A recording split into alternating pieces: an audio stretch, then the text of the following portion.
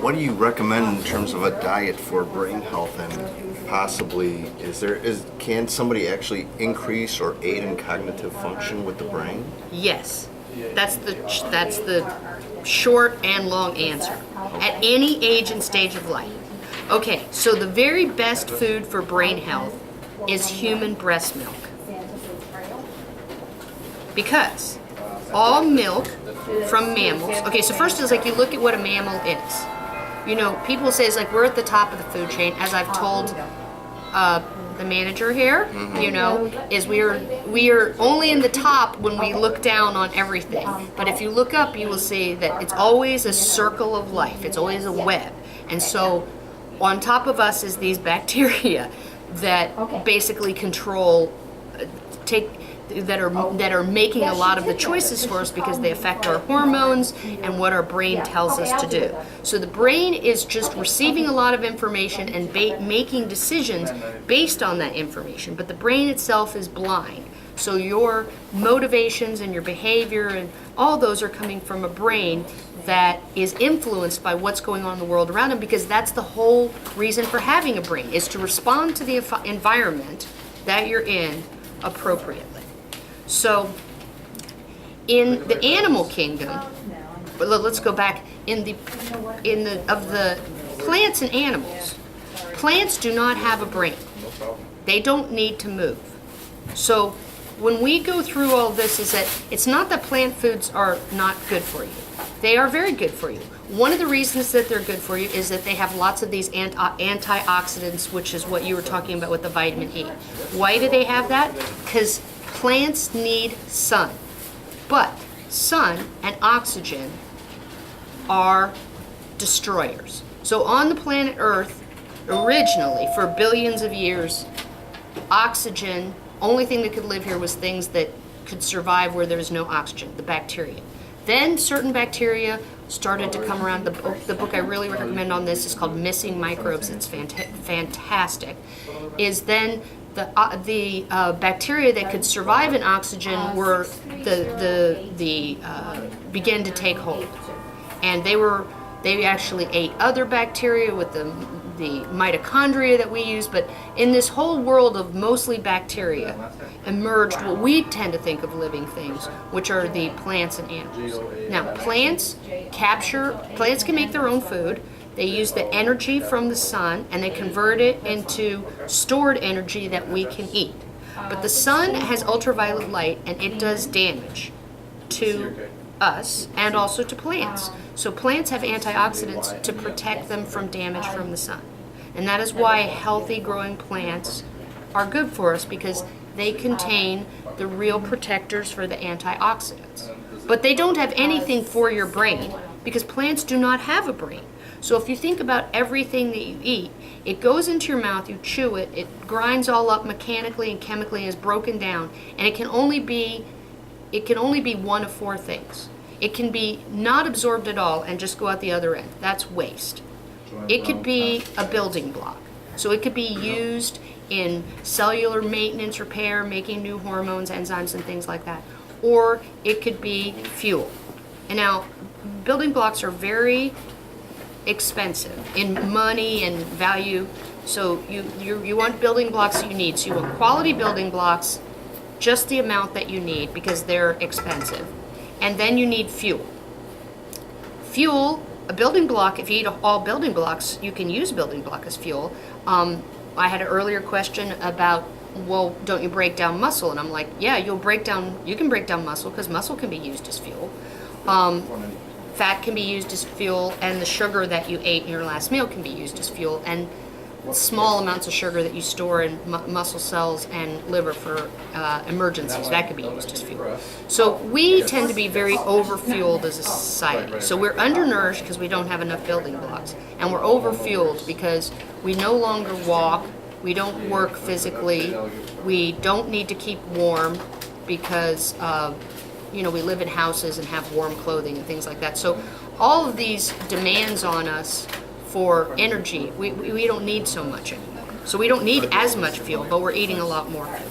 The final thing is what I call rubbish, which means it is absorbed into the body, but it cannot be used as either fuel or building block, and it cannot be converted into something that can be used as fuel or building block.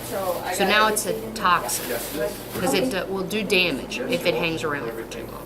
So you have to get rid of it. So the liver has to get rid of it. So we want a diet for your brain that has good building blocks, and since your brain is mostly fat, you need good fats, you need cholesterol, very good for you. Like found in an egg? Yes. Well, an egg is, just give me 1 second and I will do the egg thing of you need to think about what's going to go into the brain.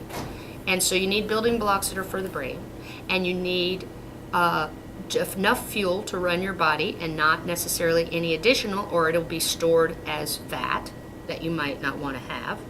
And you want to minimize the rubbish, because rubbish has to be detoxified by using up valuable building blocks. So it becomes very expensive and counterproductive if you have too much rubbish. Now let's go back to what has a brain. So plants don't have a brain because they don't move. What you need a brain for is to eat, right? Because plants make their own food, animals don't. They have to eat. So they have to either they have to eat food, and they have to not become food for long enough until they can reproduce. That is the whole basis of being an animal. So they must be able to move, and that is what a brain is for. It senses the environment so you can move in the right way. Now, the animals are classified according to us because we have the biggest brains. We don't have the biggest teeth. We don't have the longest tail. You know, other animals might have a different hierarchy, but because we have by far the biggest brains, we look at ourselves as at the top, which is fine. But we should be eating for our brain then. So if you look at evolution, which is my book, Evolutionary Eating, that has pressed us towards what it means to be human, which is to have the biggest brain, is we have to take care of that brain. So if you are a worm or an insect, then you have a brain, but it's relatively small, even in comparison to your body. And as you keep going up, then it gets bigger. So the insects, fish, birds, reptiles, amphibians, they all lay eggs. So they're young. So an egg contains everything that's needed for the next generation. So I will also just go back briefly to a plant, which again I'm going to say has no brain. So an egg for a plant is called a seed. And a seed has everything that is needed to make a new brainless plant. So there is nothing in plant seeds, which is also nuts, because that's still a plant. And a nut is sort of a seed and a fruit. Grains, which people think is this whole different thing, they're seed. They're seed from grass. Even corn is a grass. We've modified it so it makes these big, huge seeds, which are the kernels, but it's still a seed. The seeds contain the fat that can keep the plant growing until it's big enough to make its own food. So it needs to get out of the ground and make the green stuff, because it has to be green so it can capture sunlight and make its own food. So in the seed is everything needed for a plant to get to the next generation. In the egg is everything needed for an animal to get to the next generation. But it has a brain. An animal has a brain. So in an egg of any kind, or in an animal that has a brain, are what the building blocks of a brain are. Brains are made of brain stuff. So if you're not eating stuff that's made for brains, then you're not really getting the best building blocks for your brain. So at one point in time we would have eaten a lot of insects and things like that just in a balanced diet. We don't do that anymore.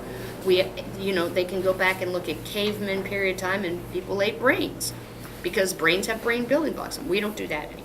And I'm not saying that we need to, but we do need to think about eating for our brain and not doing anything that harms the fats that are there. So what is a mammal?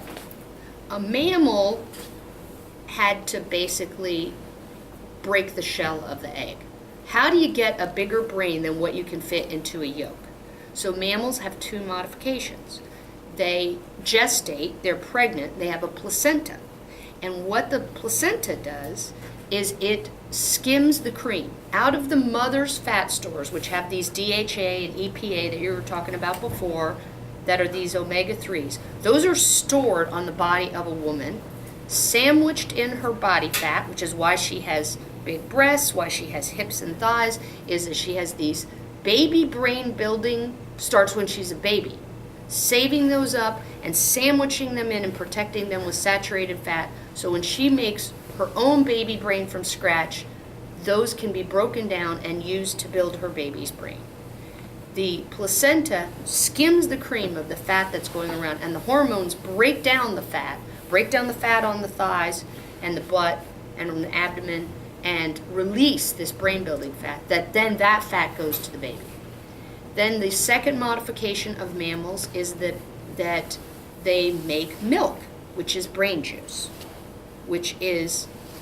but particularly for humans, because humans are the only species that experience significant brain growth after birth. So a human baby will continue to grow their brain for 2 years at a rapid rate. At birth, their brain is only a quarter of the size. But even like chimpanzees, they really don't experience much brain growth after they're born.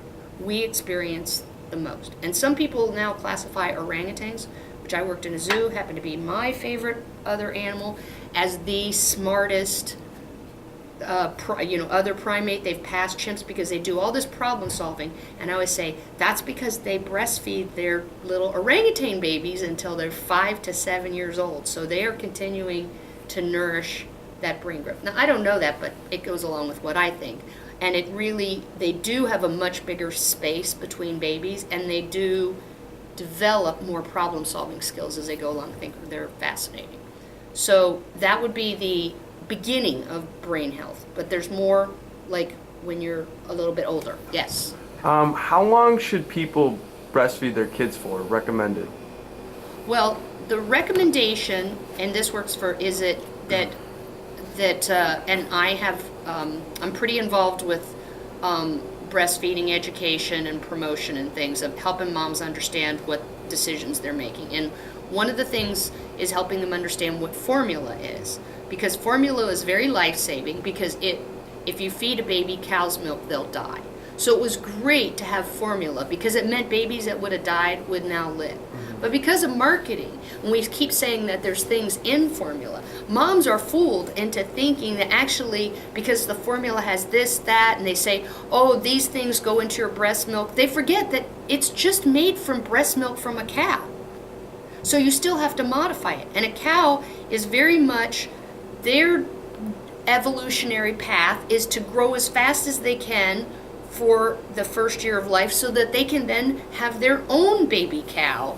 So they're going to have maximum growth. So there's lots of calcium and minerals and things like that in cow's milk that encourage fast growth. But human babies don't grow fast. Human babies' bodies grow slow, and their brain is growing fast. So we will add things back to the formula, which now they're only starting to do. So they've only started to put the DHA in and things like that. But the reality is that's often coming from algae and things like that. And it is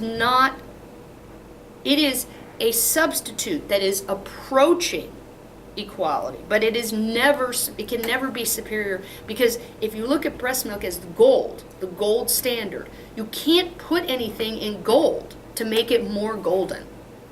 It's already, so you can do things to make it closer, and we should keep doing that. So the recommendations would be for the first 6 months of a baby's life, because of all these things, because it nourishes their gut bacteria like we're talking about, that it has nothing that the baby doesn't need, that the sugars are the right combination for the first 6 months, and that it has the right amount of water, that babies should be having just breast milk. And one of the things I promote about that is merely the act of breastfeeding also develops your breathing and your palate formation. So because sucking on a nipple from a bottle is a very, very, very different mechanically, it's like sucking on your finger, as opposed to sucking on your thumb, which goes back up and presses on way back up here. It's not a suction at all. So it's developing your skull and your brain case, helping you swallow and breathe appropriately, as opposed to this, which is a completely different mechanical action. So the whole package, Mother Nature thought of all of the things that we need, and so it isn't just the perfect food for a baby less than 6 months, it's in the perfect dispenser. By the way, childhood obesity being the number one of concern of parents today, is it is invisible, so you don't get the original portion distortion of a baby bottle with the milk in it that you watch how much goes down, and that's when emptying the bag, whether it's the baby bottle or the Doritos that we get later on, is started off right by helping the baby self-regulate by the mother not knowing how much milk is there. The baby truly is responding to their own internal and external cues. So for 6 months, that's the ideal. At 6 months of age, babies are ready to start taking on some other foods, weaning foods we call them. So, the traditional weaning food has been cereal. But again, all cereals are seeds from grass, and they're starchy. So they are sugary, they start to dissolve as soon as they get into the mouth, so babies like them, they're palatable, but they're not the right foods. The right foods for babies should be animal foods when you first start off, because a baby doesn't have a very complicated digestive system. They didn't need it yet. So what you want to do is give them something that is mostly animal to break down. So the very thing that we're looking at is like egg yolk, a little bit of liver or something like this. These maybe some other kinds of, there's no need to give the other milk at that point, because moms can still be giving the baby their milk. So if your baby's brain is growing, I see no problem and maybe some advantage to continuing to offer breast milk if you want to for the first 2 years of the baby's life during this rapid growth. But doesn't mean that's all the baby should have, because humans need more calories, so at 6 months we need to start adding in other foods. So I usually look at it as like, well, you might not want to be, you don't need to do it as often, so don't do stuff that gets in the way of your breast milk. So if that's the brain juice, make sure that it's being used for that and not to detoxify your body by eating inflammatory foods and things like that. I don't know if that was a helpful answer. Yes, it definitely was. Does anyone else have any? I do have a question. Let's say a mother is not able to breastfeed properly and the child falls asleep constantly, or after 3 weeks it just is not taking the breast. So what I'm hearing you say is that the nutrients are no longer going to be taken in by the child, therefore they have to go to some sort of a formula supplement. Well, there are circumstances, and as I said, we have a big launch coming out actually next week on a natural breastfeeding program, which is basically helps moms in this early period get started the first 40 days when most of the problems are there.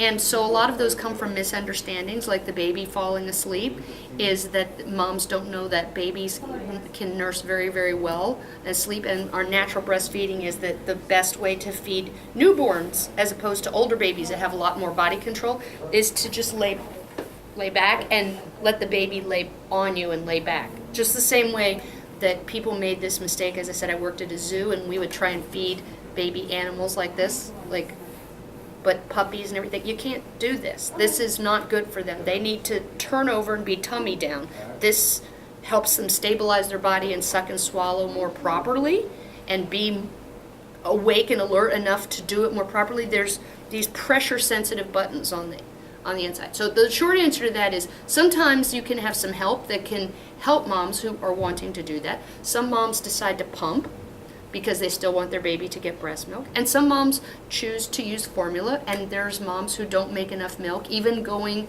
and getting all the help they need, they still don't make enough. I'd still encourage them that it's good if they want to breastfeed to keep doing a little bit of it, but the formulas are getting better all the time, and I disagree with some of my lactation.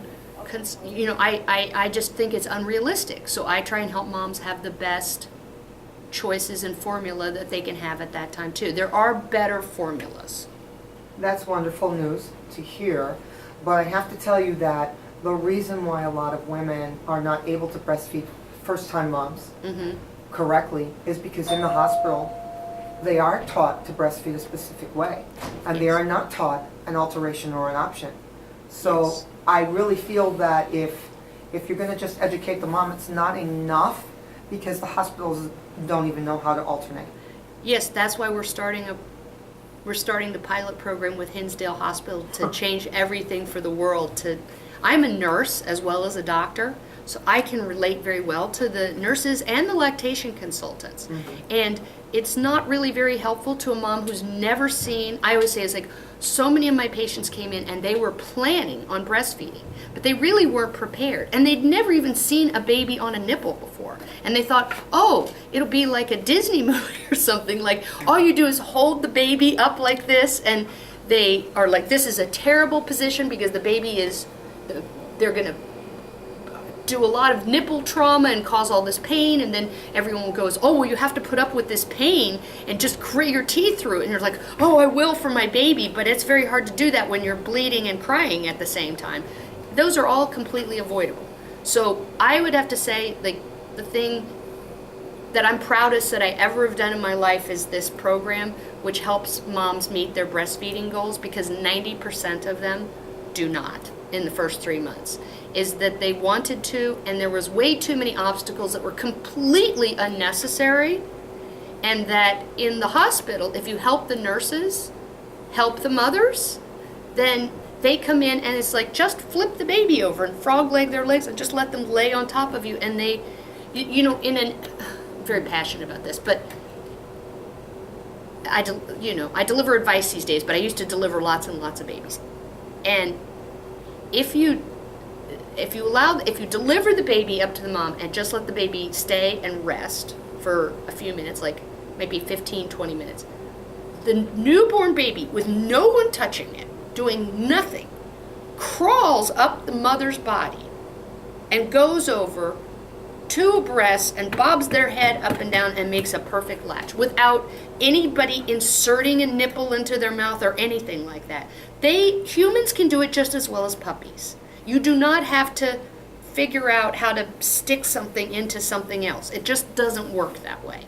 It's a mental picture that we have that is getting in the way because we have a bottle feeding picture. So when you breastfeed a baby, like by holding them this way, it's because that's how you bottle feed a baby. You can't lay back and bottle feed a baby, but your breast is like a fountain. It's not like a faucet. So the milk is ejected. The baby doesn't suck it. They express it and swallow it, including from a cow. So you can't suck milk out of a cow teat either. You have to also express, and then it shoots out. So it is just this bottle feeding picture, because we're visual creatures. That picture's in our head, like this is how it is, and we can't think of anything else. And when we do see breastfeeding babies that might be 3 months old or 13 months old, they have all this body control and stuff. So they can, I have pictures of moms doing headstands and stuff with the babies. They can do anything. But a newborn baby can do nothing. They have no voluntary muscle control whatsoever. So when you put the tummy down like this, that nature gave them enough, those pressure buttons help them stabilize, bob their head, and do the perfect latch just themselves. So it's a partnership, and it's not the mom's job just to feed the baby. They are they're sharing, and I tell my mothers is like, you are not a breast or a nipple. You are a mother. Nature meant you to be a whole mother with your baby. There's this partnership that starts from in you to on you. And that is where they should be for that first 40 days. Just hanging out with other people taking care of you and bringing you all your food and everything like that, so that you get off to a great start, because after 40 days, you're at full production. Everything becomes so easy after that. The investment is done, and then you just start getting all the returns on it. But most mothers never make it to the 40 days. And it's such a shame, because they could have, and they wanted to. And it's such an easy fix. So I know that was a little bit of a distraction, but it's just something I feel really passionately about. But I do not want any mothers who didn't or couldn't or didn't know to feel that they didn't make the best choice what they had with the information at that time. But most grandmothers didn't. And I find, like, people are like, well, what do you do? I spend half my time in Ireland. They have the lowest breastfeeding rate in the whole world. of developed countries, which in mostly undeveloped countries have higher. So 4% of babies breastfeed in the first 40 days, and it's down to 2% by 6 months, which is what I said this. 2%. So my big goal that we're doing with my partner and I, who's male, and still because he's into the brain health, is we're going to double the rate, which won't be hard since it's only to 4%. And they're trying so hard. And then people come and they have all these lactation people come and talking at them, and they're like, I don't know what's wrong. It's not changing anything. I said, you're talking to the wrong ones. You need to talk to grandmas. And you need to stop making it sound like they made a mistake. They didn't make a mistake. And also, these grandmas are looking at their daughters in Ireland at this time as being the first generation that is freed up to have choices. And they look at breastfeeding as something that might hold them, it's old-fashioned, and it might hold the mothers back. But it is literally, you can have a 10-minute conversation with a grandma, and she doesn't just help her own daughter, she helps everybody else's daughters at that time too. She just didn't know. So in this case, I really think is not being critical of people and saying, all these moms, we're all just doing. Everybody wants what's best, and they're making the very best choices just of the information that they have at that time. So, but women speak to other women, so a lot of times you can help be supportive and things like that by saying, oh, there might be other ways of doing this. And like I said, like exactly what you said, change the hospital, right? So people are always like, oh, you're very progressive. And then they start talking to me about home births and water births. And I'm like, okay, well, just 1 second, just hold off, because we're not talking about the same thing. I'm still an obstetrician, and I think the hospitals are terrible, but I also think there's problems with homes, and I think that hospitals could be made so much better, and homes could also be made so much better. So I feel like there's way too much black and white, and there needs to be a lot more gray that help mothers have, more control and their own, and facilitate what they want happening. It's just a lot. We could just do it a lot better, and we should be. It's good to know. What should mothers eat when expecting or before pregnancy? Because I know I've talked to you before about them eating some liver or some really dense, nutrient-rich foods. What should expecting mothers eat? Okay, so the big misconception that for women is because we've been dieting our whole lives is we don't understand anything but calories, which is a real mistake. So even as an obstetrician, what I learned in medical school is you get 300 extra calories when you're pregnant, or you get 500 extra calories when you're breastfeeding, and that's just fuel. And it's only determined by something you could have done in high school science, which is a bomb calorimeter. Literally, they take a piece of food and they blowtorch it, and they see how much heat is required to incinerate the food. So our bodies aren't like that. So if to build a baby brain from scratch, the mother should think of her body as a pantry.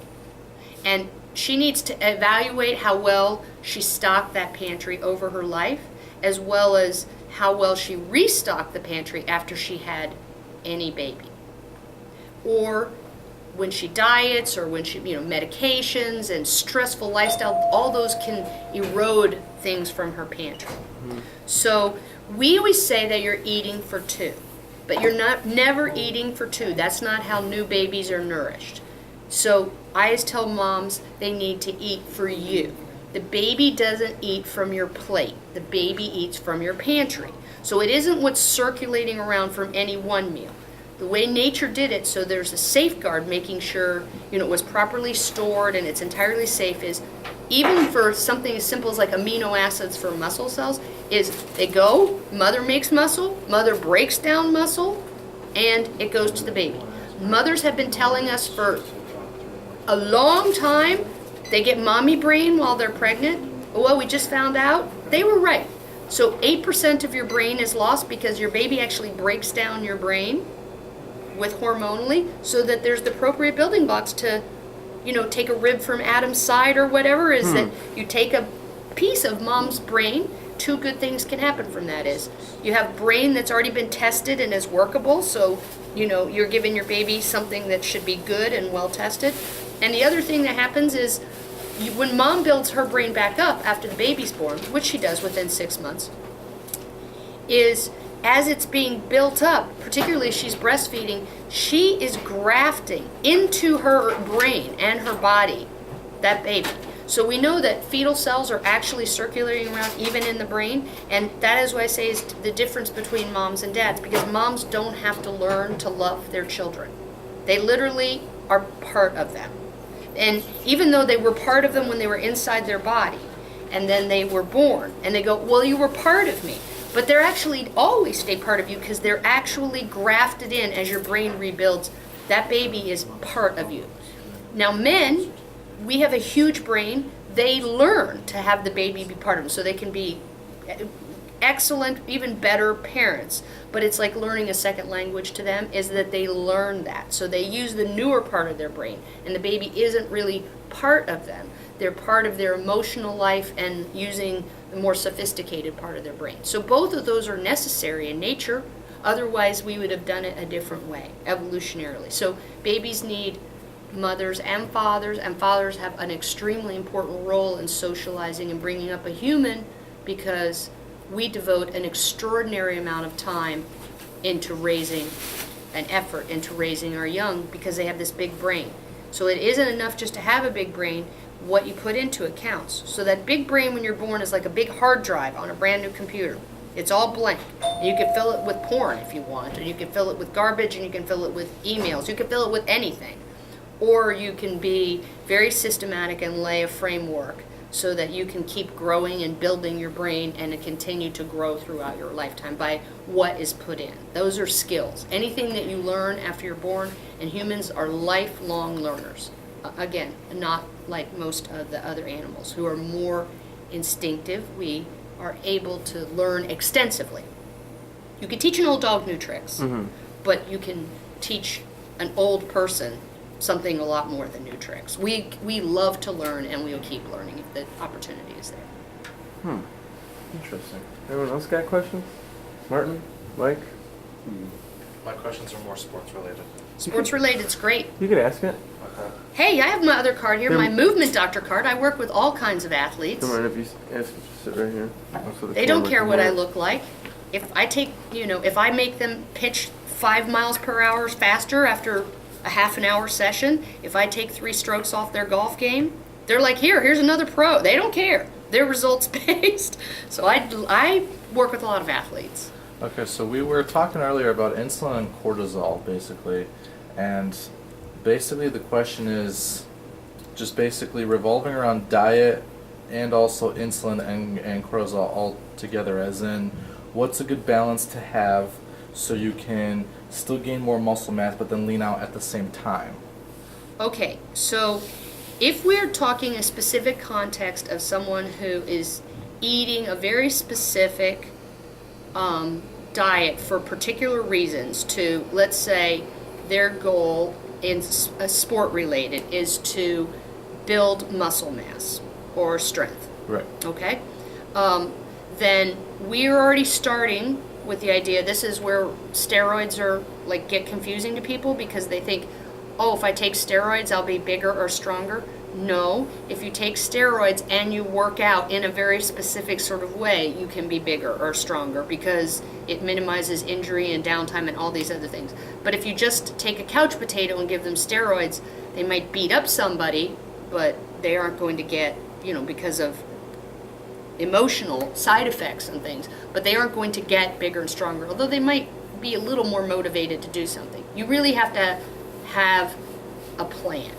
So when you have hormones, and there's a lot of different hormones that play a role of making our body run, I get a lot of questions about, what about this hormone or that hormone, and like testosterone and cortisol and insulin.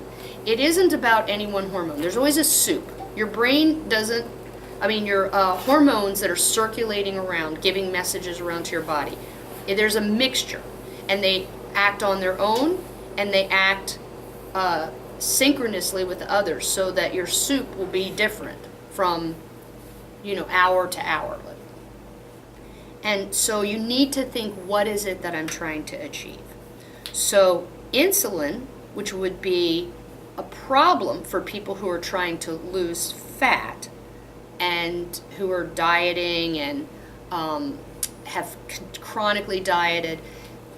They tend to be very insulin resistant. What we would work on is increasing your insulin responsiveness, because insulin builds you up.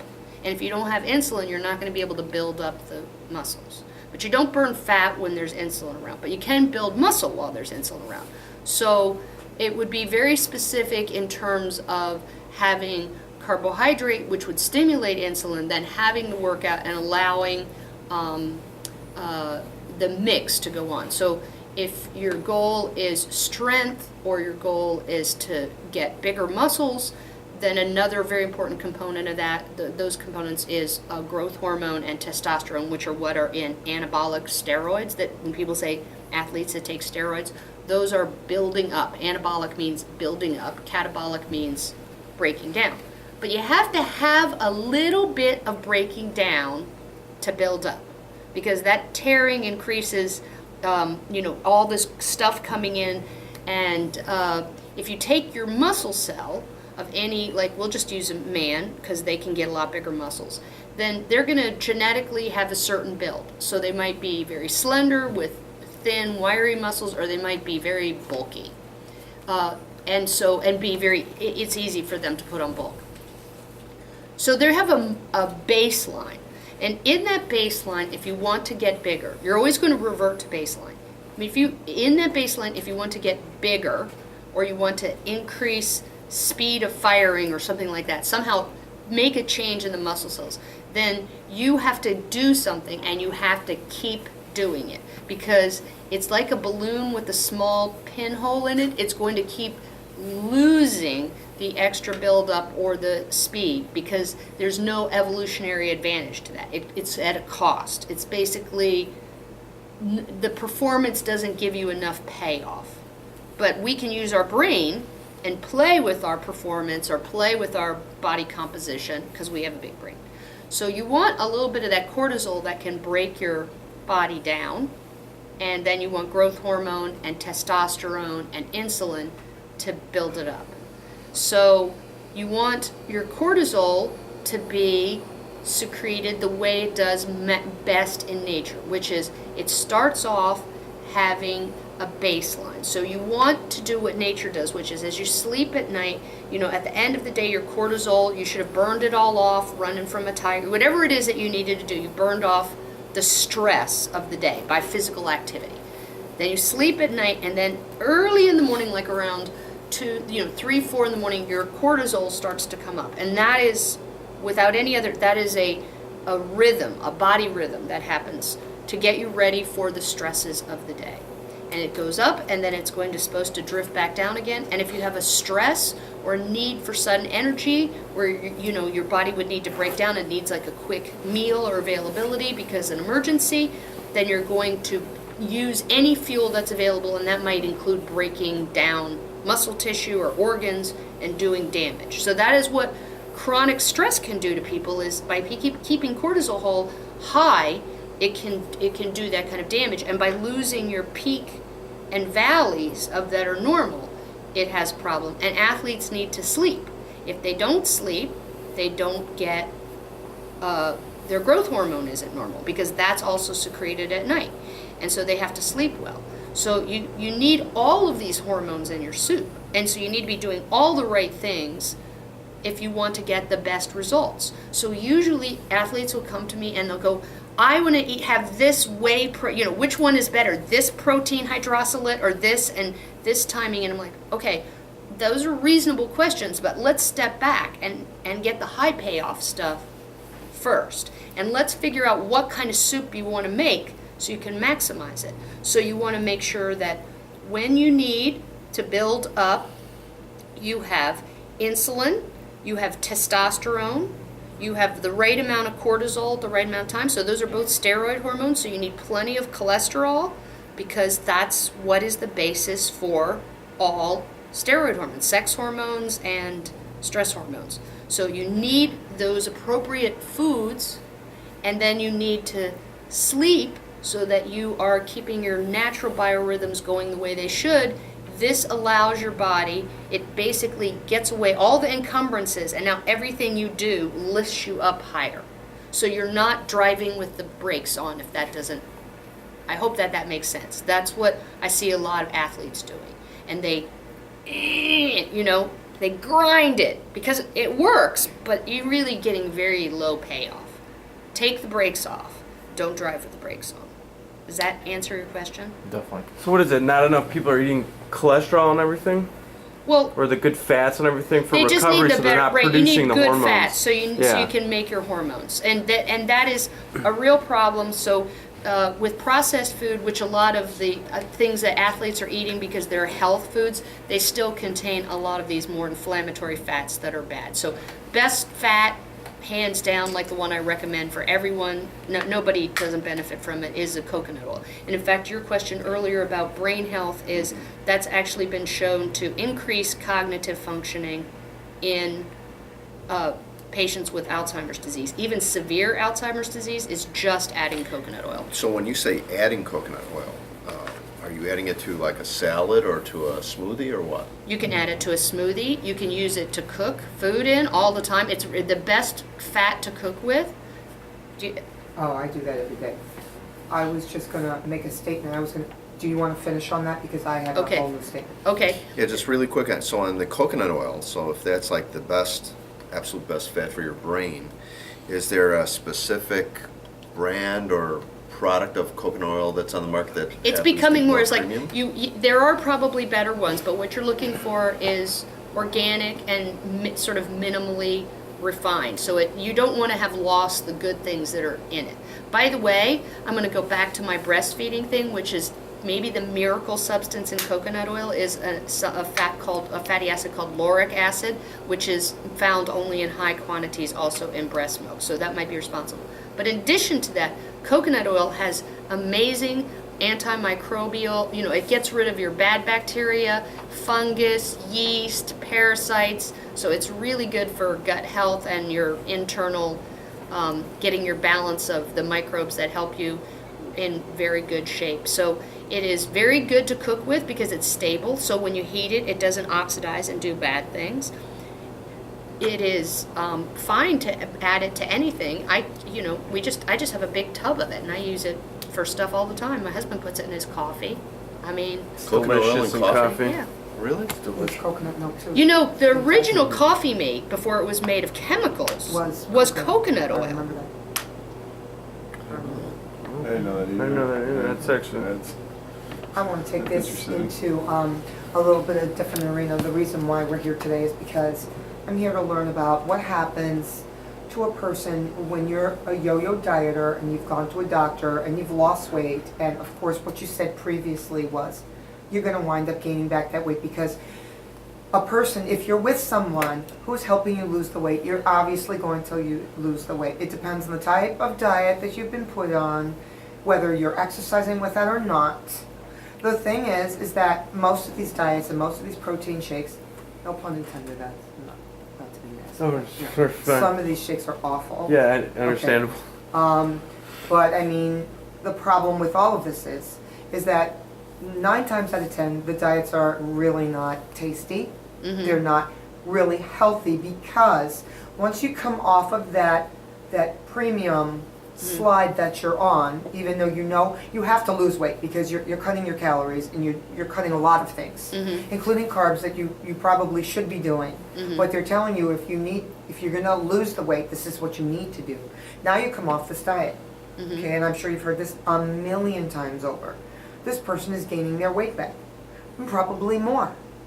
When a woman is losing her estrogen and her progesterone and everything else that goes along with that package, she's beyond that 50-year mark. She looks at a label and she gains weight. And she thinks she's doing everything right. And that's why I'm here. That's exactly what I'm here. And you are the first winner of a free book because everything that you just asked about is actually in here, including Well, why I it's am so much so harder. glad I'm here It's because including I why am it's way so past much frustrated. harder for women, and why it gets harder as you get older, and why all the diets that they put us on are making us worse and worse, and that there is actually we have start off with the wrong goal, which is our goal as results-based is to lose weight. But that should not be our goal because it's not sustainable anyway, and it isn't behavior-based. So it's a number on the scale. We need to look and go, what the hell do we keep gaining weight for? So the goal, if it were to be a results-based, should be to stop gaining weight. So basically that means you're in fat storage mode. You can starve in fat storage mode, which is what being on a diet is. It's voluntary starvation. It is making yourself hungry, restricting calories, burning muscle tissue and organs, valuable things, because you're not eating any building blocks. So you're, I'll probably tick off some vegans. I've been a vegan, and I see a lot of vegans, and they go, oh, I'm so healthy. I'm like, yes, for the first 2 years, you're not eating bad stuff, but you're also eating yourself because your body has the pantry of what you've stored up, and it's breaking down your own body. So they tend to start developing a lot more problems after 2 years. But vegans are very health conscious, and so they're very careful about a lot of things, but they're not getting the building blocks that a human being or an animal needs very easily. So again, they're using plant-based things when they're an animal, and that is very challenging to do because the building blocks of something broken down when they're similar, just like it would be similar, it'd be easier to build a brick house from a demolished brick house than it would be to build a brick house from a demolished wood house. I'm sure for your listeners, they're going to want to hear this because this happens to all of us at one given time. So you're on these diets, you go off the diet finally, you're not really watching it anymore, holiday time comes around, and you're like, the heck with it, I'm just going to have that glass of wine or 2 glasses of wine, and I'm going to eat what everybody's serving.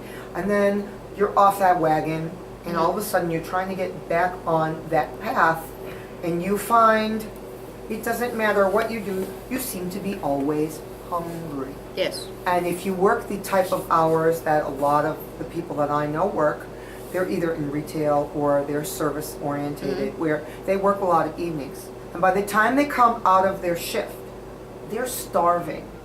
Yes. So 9 o'clock at night, they're looking for food. Right, so that's the zombie. I think he's right here. That's the hormone leptin. So what you're describing is being in leptin hell. What the hell? And the zombie, doesn't sound zombie, good. look, very first page. That is the creature of the night that makes you open the refrigerator and stare into it going, And you anything grab at whatever night. you And want. you will grab and eat in the evening particularly because your body needs this replenishment. And then there's this horrible guilt that is accompanied by this. That And would be it is no, people say it's like, well, we have choices. And I often say is, no, actually we don't have choices. Because when you're hijacked by your hormones, you can't keep living like that. Willpower is very, very, very short supply. So you should use your willpower to set up your environment so that it's a way of life. That's actually what diet means, way of life. But now it is like the opposite of live. Your diet, and the diets keep taking away your building blocks. So of course you're having micronutrient deficiencies that are going to drive your hunger because your brain doesn't care what you look like naked. It's like, oh, maybe there's some of the stuff we need in that. Just go eat it.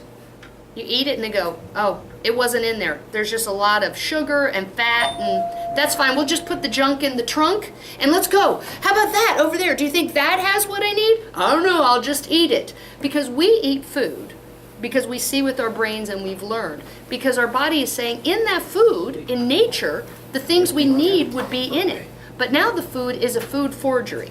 It looks, tastes, satisfies as if it were real food. But when it's broken down, it's not real food at all. It's this conglomerate of processed food that has a lot of starch and chemicals and flavorants that tricked our body. So we eat.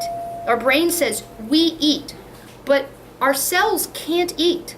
So when we eat, before you came in, the gut, which goes from, your mouth to the outside, it's a tube. So if you were to think of like a paper towel roll or a toilet roll tube, you can see like I'm seeing you. This is still air. So what is inside you is still the outside.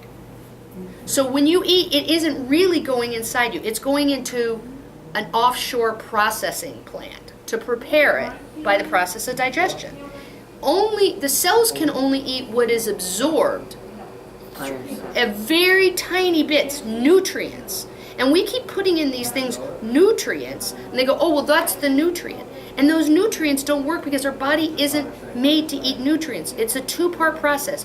We eat food. Cells eat nutrients that come from food in the right combinations that they're often in little cliques, just like in school, and they want to go across at the same time, and then they go and do what they're supposed to, because food is alive. That's what made it food. Food is something that was once alive and now it's dead. That's why it spoils. But you can, do the YouTube video or Google it, and there's McDonald's meals that have been sitting on a counter for over 5 years now, and they look exactly the same because they're not food. And so they don't die. They don't spoil because they were never alive. They're synthesized. They're food. I used to call them food facsimiles, but that actually means an exact copy.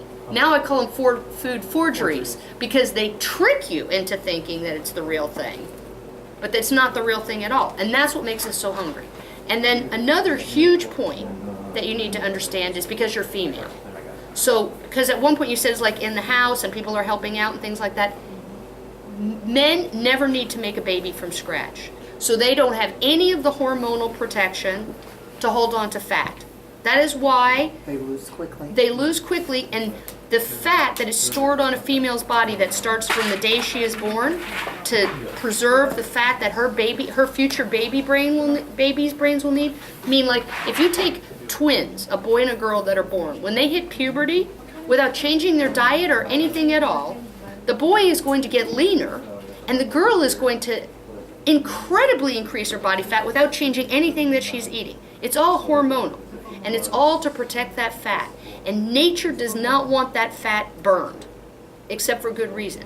And so we just keep going in wanting to be healthy. I wrote the book because all this dieting advice and health advice and 20,000 books on Amazon about how to diet means we all know how to diet, women, to lose weight, but you can't lose weight, you can only use weight. But we don't have any idea how to eat anymore because we're not raised in an environment where you sit at a meal and you know what food is. We don't know how to eat. We don't know when to eat.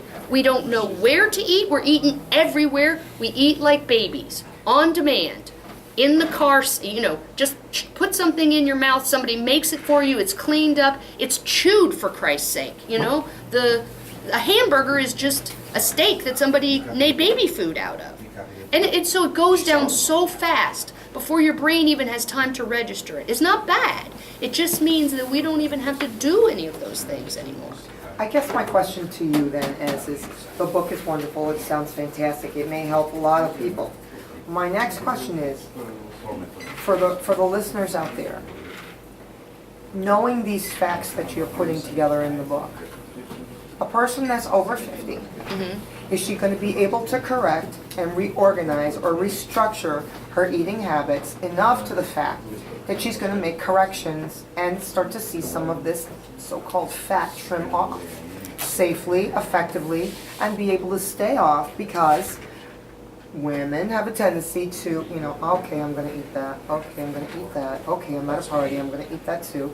But will we know how to understand that this needs to be corrected, and will it stay correctable? My question is, in the long term, can I fix what I'm talking about? Sure. So my dad got very sick, and I know that how we got fat in 7 simple fixes, because while he was sick, I did all the things that I say don't do wrong, and I gained about 30 pounds.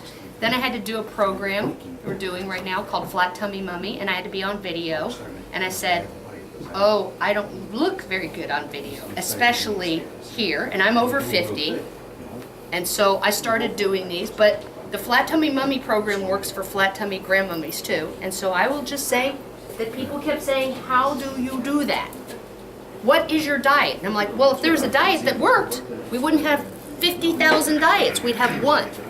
This is how to eat, but for the changes that women have hormonally, it is to protect their bones and things like that. Is that, again, they have certain hormones that are playing in it, and the women have done a lot of damage to their adrenals and their thyroid, their hormone soup, that has damaged their ability to get into fat burning mode. So they're stuck in fat storage mode. They have that zombie apocalypse of the leptin hell.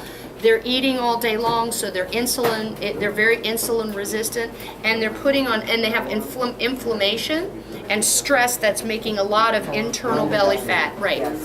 And so the Flat Tummy Mummy program that we did is, people ask, well, what is it? I do this, and I said, it's 5 layers of fatness around your middle, basically. And we only work on the kind you can pinch, the adipose, the fatty layer right on the outside, which isn't usually what's bothering women that are working out like crazy and dieting that are over 50. That's not what their problem is. So, and then what I'm seeing in a lot of young women, because they haven't eaten right to start with and they've just been dieting, is they're skinny, but they have a muffin top. And they're like, oh my God, I've made my weight loss goal. I'm actually below it, but I still have a muffin top. Right, includes that.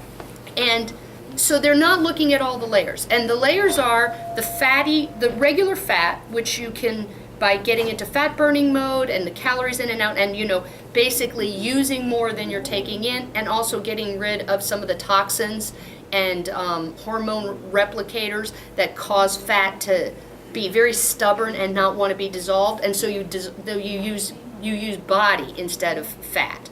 So we work on making you more go to fat burning mode rather than fat storage mode. Then the next 2 layers, which I love because I'm OBGYN, so I'm very interested in all this pelvic floor and how it all, I actually started on with the athletes to help them lift better. So you fire your internal core. So the corset needs to go before the coat. So not only are women working out, they're putting their coat on first and then trying to fit a corset over it, or they don't have any corset at all after their baby was born. They forgot to put it back on, and then they're just trying to get a really stiff coat and hold their fat in with it. And so they're trying to squeeze in, and it isn't working. So you activating your inner core first, which is really easy to do, is you pull in the corset, and then you have 1 corset and you have 1,000 coats. So you can do all kinds of exercises of the outer sculpting muscles once you fire that internal core and it comes down. But the other thing that could get in the way for your internal core shrinking down is, what if you have all this inflammation and belly fat and like just a lot of guts? So we have to look at sleep and stress and thyroid and gut bacteria and those things in there that might make the fat underneath of the corset mean you can't lace it down very tightly.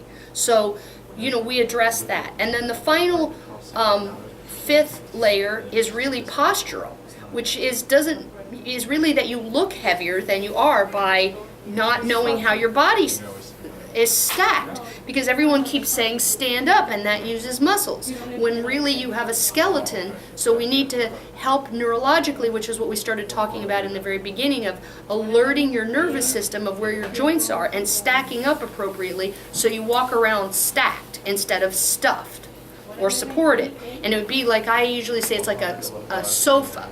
The difference between one of those air blow-up sofas, which is cheap and you have to blow it completely up or it collapses underneath you and it's always the same stuff, or if you get an expensive sofa that has a metal or a wooden frame underneath, then you can put all different kinds of cushions and stuff on it. So that the better constructed has a built-in stacking mechanism, so you don't have to keep blowing it up to have it be supportive. So they work brilliantly. So when we have people come in and they're like, oh my God, I thought I needed to lose 20 pounds, but I didn't, because I lost, we say go for the sculpt, not for the scale. Right. So I'm like all about the belt. I'm like, throw away the scale. Get a belt and watch the notches go in. It's, because nobody knows what we weigh. We can tell them what we weigh. They know what we look like. And we have the wrong goal. We just want to look good. I mean, that's what I wanted, especially on camera. And I'm like, all right, well, I have to do, so these strategies work, and the newer ones they're not newer, but the ones we put on top that are specifically for women and getting this sculpt around their middle, they work brilliantly. What would you recommend as far as, changing up the pattern? Let's say we follow this program that you have. What type of supplements would a woman age over 50 be going and using through this process of change? Well, and then future. Right. Okay, so So first is that when we look at supplements, we need to think is like, what are we trying to do? Because supplements are not substitutes. So what you need to do is look at, because the supplements are not necessarily being absorbed. So just because we take them doesn't mean they're being used in the right way. So we need to nourish our body so that we're not being bothered by hunger relentlessly with all this food preoccupation, and those are some of the drug effects of food too. But basically, let's look to, maybe we're hungry because we're just malnourished. So how do you nourish yourself? And so we start off, so I tend to like to have real food, concentrated, nutrient-dense supplements. They're called supplements, but I use, so the only real supplement, traditional supplement that I recommend for everybody is a long-acting form of magnesium. So because magnesium is so low in the environment now in both the food that's grown, and we don't walk around barefoot, and the water's all treated, so we have a tremendous imbalance in calcium and magnesium. I was just going to ask that. Right, so the calcium needs to go way down because we're eating tons of it in our diet and it's not being matched by the magnesium.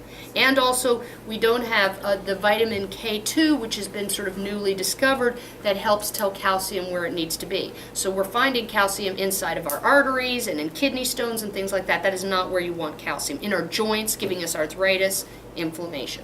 So you want calcium to go where it's supposed to. I'm sorry to interrupt you. K2, I learned about K2 by going to a naturopath. I didn't even know that there was such a thing. And I was told that I was deficient in that. And then they said, well, you are such and such age.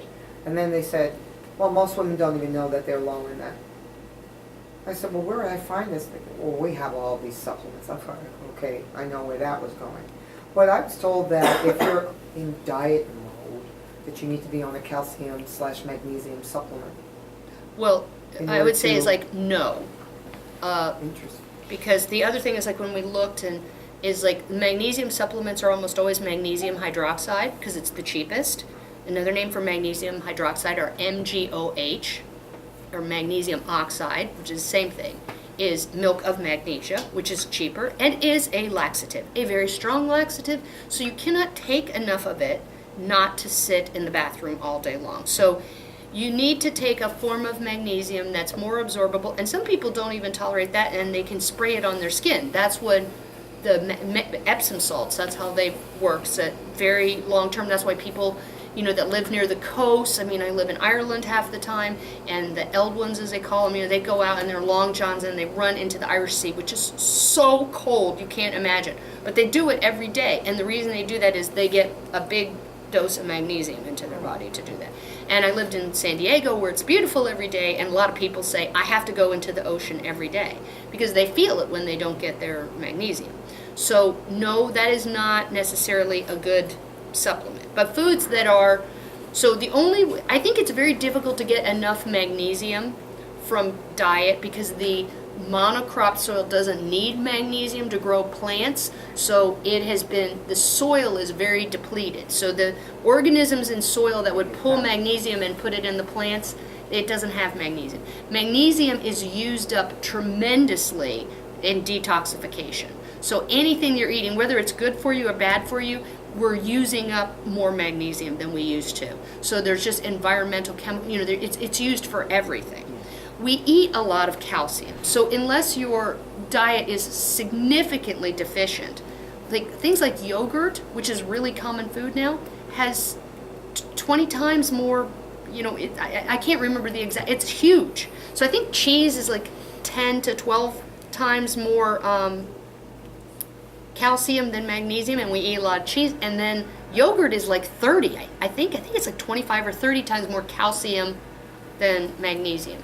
So the only supplement I recommend, because it's just hard to get it from your diet for everybody, is magnesium. Then I like the magnesium malate or 3-in-8 because they're long acting, they're sustained release, or the ionic magnesium because you can absorb enough to do you good.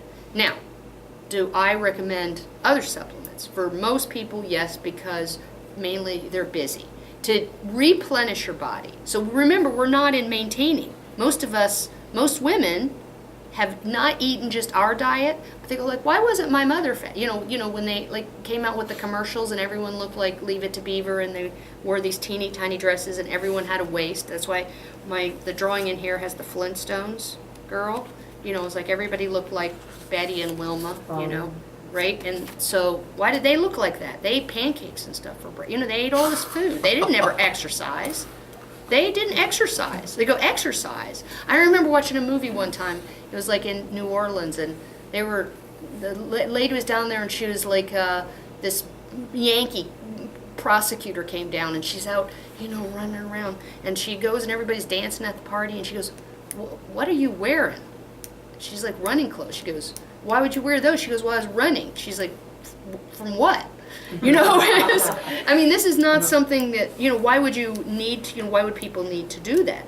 We didn't need to exercise. There was activity in our day to start with. And when we exercise, again, we're alerting our female hormones that, oh my God, we need to replenish because this might be threatening. So we need to think, if we've been on all these diets and we actually have inherited the diet of our mothers and grandmothers now, so they didn't suffer for it, our gut bacteria, which we inherited from them, because when you're inside your mother, your gut is sterile, and then when you're born, you get inoculated. And she can't give you any better than what she's already got. And if you're born by a cesarean section, then you get what's hanging around in the hospital, which ain't good. Okay, so you start off, and we've been working against, you know, we've been struggling uphill for generations, because we know now that it isn't just what you ate, that actually what your mama ate and your grandmother ate, they actually have an effect on how you metabolize food. This is nature's way of saying if you were born into deprivation, then you need to hang on to every calorie. So as soon as we started dieting, not only did we start giving our daughters terrible messages about what we think about what they look like in case they happen to turn out heavier, because we said, I hate myself because I'm fat, and you go, and then your daughter says, I hate myself because I'm fat too, and you go, oh no, you're beautiful, and they go, oh no, I didn't listen to this for 15 years. I know, in fact, I'm not beautiful at all. I'm ugly and fat and worthless. So we not only give them those messages, but we have given them the history of our bodies being prepared to be born in an environment that's extremely deprived. So even though there's abundance, we're not nourished. So we are giving the signals when you're born, hold on to every calorie, because you might not need that, because this crazy person that you have to live inside of is going to go on this thing called the diet and starve you for no reason whatsoever, because your brain doesn't know what you look like naked. Does that make sense? Absolutely. So it's so much harder for us than it ever was, and we're being cued at the same time in this world of food. Like you were saying, you go to a party, everybody's eating. Well, the worst thing about that party is you can diet and not even break your diet for months and months and months, and go and have one weekend away and gain everything back. And it doesn't add up for the calories. You're like, well, if there's 3,500 calories to a pound, how the hell did I gain 12 pounds in one weekend? I didn't eat, that many extra calories. I didn't even eat as much as I used to eat before I went on a diet. And I gained everything back. Oh, yeah. Because that's what your body is like. It's protecting you. So supplements we have to look at is, if you're malnourished, is like nutrient-dense foods on top of as good a diet as you can afford or are willing to eat. So my favorite supplements are the Green Pastures or Blue Ice cod liver oil blend, because it's cold fermented, and we live in Illinois and we need the vitamin D in the winter time, because we just can't, there's no way to get enough sun even if you stay outside naked all day, unless you have a tanning bed or something that can give you some extra vitamin D, because the sun just isn't around. So it has the right blend of D and A. D being very fragile. When most of the things are processed, the D is lost and they put back synthetic D. So I'm looking for the best D in the right proportion with A, and then the high vitamin butter oil that's with that has the K2 that you need, that you were told about. Because I've tried natto. If you're not raised on that stuff, it is the nastiest. I mean, you can't even smell it. This is a fermented soybean from Japan. It is so rotten smelling. Do we sell that here? What? that product that you just mentioned? Unfortunately, no. We could tell you where to get it though. Yes. Oh, right. And then the other two, again, there's like supplements, and we'll get to supplements because they can be helpful. But my first supplements that I go, and they tend to be quite expensive because they are highly pure. Every step of the processing made sure you're getting maximum bioavailability, and they're food. So cod liver oil starts with a liver of a cod. Yeah. Okay, so we talk about salmon. Salmon have fat running throughout their flesh, so you can eat that fish. But lean fish like cod, they store all those nutrients in their liver. And you weren't here before, but the liver is not toxic. The liver detoxifies. The fat is where toxins are stored. So liver is a good source, and that was my second source is liver from a ruminant animal, which is like cow, sheep, the ones that eat grass. So their liver has the most B vitamins, it has all the best forms and the most bioavailable, but a lot of people, they weren't grown up eating liver, they don't like liver, maybe they might like to eat pate or something where they can come about, but I like it okay, I especially like pate and things, but my husband hates, I can't have it in the house, he hates the smell of it, so we take the capsules of just dehydrated liver. It's raw too, so it's actually it's the one supplement that's better than the original source because it already starts with a very good source of liver, and then they don't cook it because there's no way in hell I'd eat raw liver. That's too unpalatable for me. And then in the wintertime I do the broth where I just keep the bones on, and I use that like as a tea because it's so that note that there's a lot of things that balance out the other proteins. But I'm busy and I travel, and I don't do that in the summertime because I don't like keep soup and soup. So I use gelatin. So I use gelatin, which is basically what happens to bone broth after you dehydrate it. And then you can stir it in your coffee or your yogurt or whatever. They have two forms. I like the Great Lakes brand. I just usually kind of try and focus on supplements, and then I sort of research them. But those are my superfood supplements, which are concentrated food sources. Then, as far as supplements that are in your diet, you just have to pick and choose, and that's where you can come in. It's like, that's what Alex at this store, this GNC, and he's like, well, people are busy, and it's like the formula, right? So as long as they understand that it's a supplement, not a substitute. He's not saying, if you take all these, you're going to be perfectly nourished.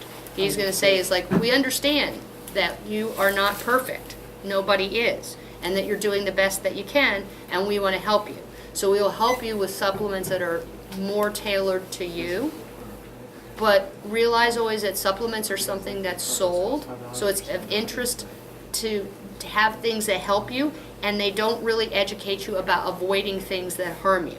So you might need more supplements when in fact it would be better, like for the omega-3, when people ask about fish oil and things like that, is the best strategy is to get your 6s way down since they're in direct competition, and then get the very best omega-3 supplement from like fish oil or something like that you can afford and that is tested by third party to make sure that it's of the quality it's supposed to be.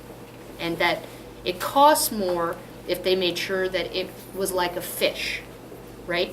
In the dark, in the cool, with no air. That's why fish stink when you take them and you throw them out on a counter, because the omega-3s start to rot immediately. So when manufacturers know that they rot, they can deodorize them and filter them, not like the fish that stinks. So you don't know if it's a rancid omega-3. But what I'll tell you is what characterizes omega-3s is that they rot, they're very fragile and they rot fast. So it should make sense that a high quality supplement is going to cost a lot because it has to be processed perfectly. Otherwise, you might pay a medium price, but what you're getting is actually of poor quality and maybe even harmful, because rancids have more oxidized properties in them.